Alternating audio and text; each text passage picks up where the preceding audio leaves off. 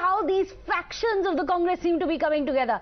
Let me go across to our panelists. Jay Murg is joining us, a political analyst. R. Rajagopalan, a senior journalist. Dr. Suman C. Raman, a political analyst. Dr. Raman, do you think that Kharge may just do what the Gandhi Parivar couldn't, which is bring together those factions back into the party fold?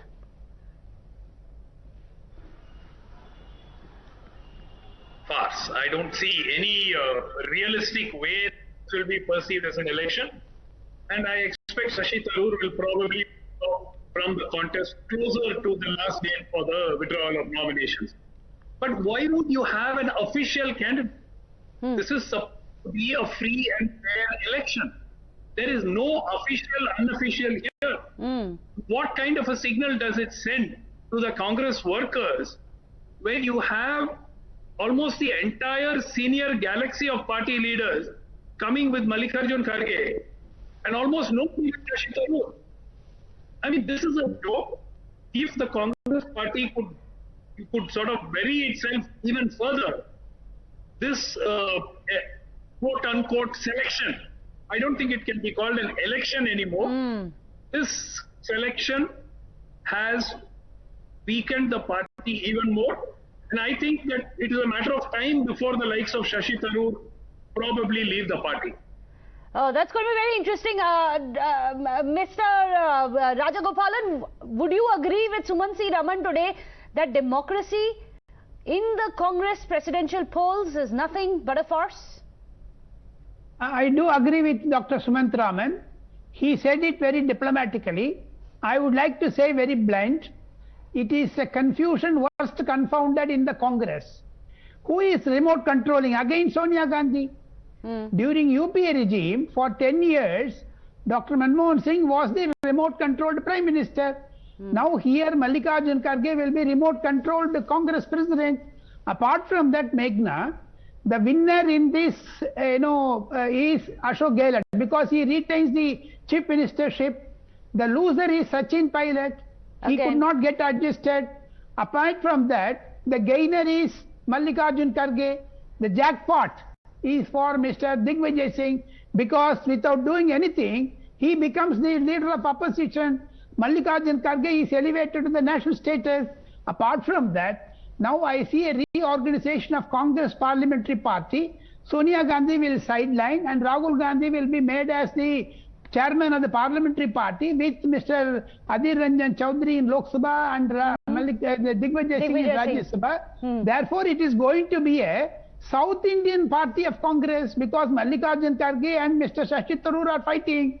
There is no North Indian representation.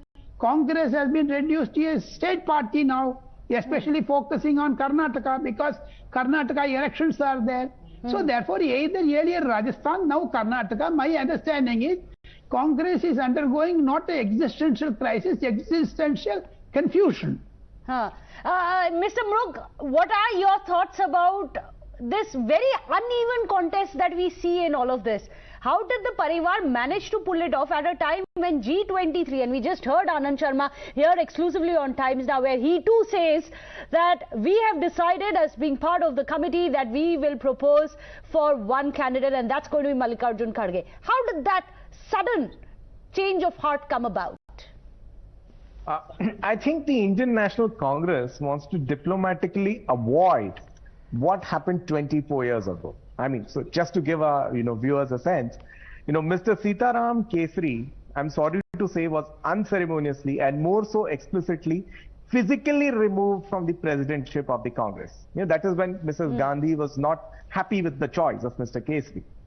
Now, to avoid that from repeating, or rather to say, to avoid themselves from getting into that sort of a corner again, there are two things the Congress needs to do. First, to show that there was indeed a contest. So you may even need a candidate like a K.N. Tripathi in case Mr. Tharoor withdraws. Oh, you see, there is a contest. That's the first point. The second thing, after having a contest, you need a candidate on whom you have pre-evolved a consensus with those who even dissented in the past. So you don't have the, anti-climax of having to throw him out again. Right? So I would say, very nicely put, Mrs. Gandhi and the Indian National Congress have learned from 1998 what not to do. right? And that's exactly what they've exhibited today, that what we should not be doing. But do we expect this truce to continue? Sumant C. Raman, you said that they may have come together, but it didn't seem that you looked hopeful about the way forward for the Congress. What happens from here onwards?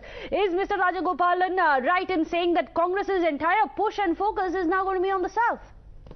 Look, there is a Bharat Jodo Yatra where Mr. Rahul Gandhi is walking from one end of the country to the other. Right. And there is this selection of Mallikarjun Kharge as the Congress president. What happens next? Obviously, Mr. Kharge is remote controlled. He becomes a puppet. And very importantly, if the Congress fares bad in the Gujarat elections and in Himachal, I think that they are going to be facing extremely difficult times going forward. If they try to destabilize Ashok Gehlot, now that would lead to more issues because potentially the government of Rajasthan and Congress could be left with one state government in Chhattisgarh. So there are a lot of issues which have been badly handled, but this one is a self-inflicted injury. There was no logical need for them to announce a democratic election process if they did not intend to carry it out democratically.